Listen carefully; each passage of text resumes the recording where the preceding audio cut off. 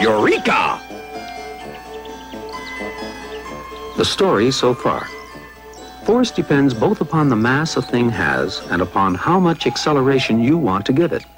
Since acceleration refers to rate of change of speed, and since speed can be measured in meters per second, acceleration is measured in meters per second per second. And now, gravity. If you sit under an apple tree for long enough, this is what is bound to happen.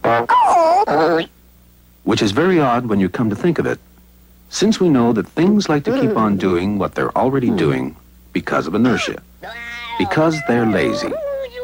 So why did the apple fall down? Aren't apples lazy? This is the problem that puzzles Sir Isaac Newton nearly 300 years ago. The apple was hanging perfectly happily by its stem from a branch of the apple tree. But there comes a time in the life of every apple when it's grown to such a size and such a mass that its stem can no longer exert enough force to hold it up. And it... Hang on a minute. This looks like a tug-of-war. The stem is pulling the apple up, while another force is trying to pull the apple down.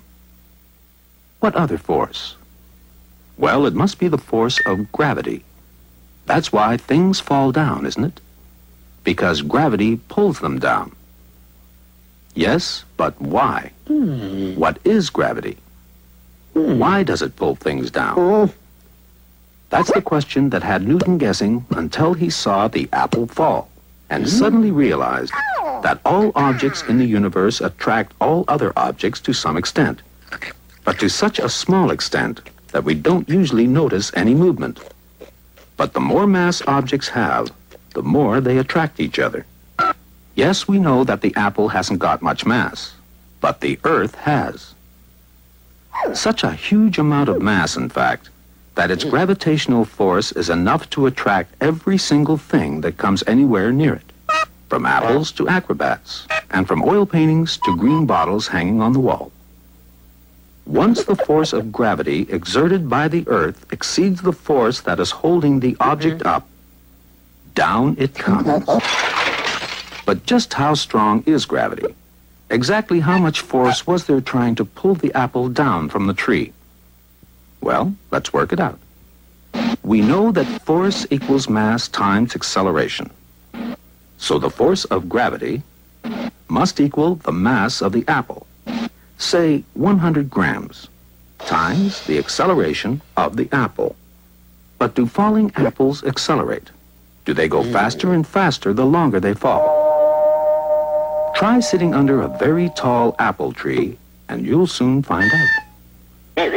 In fact, scientists have calculated that the rate of acceleration at which every object falls to the Earth is roughly 10 meters per second per second.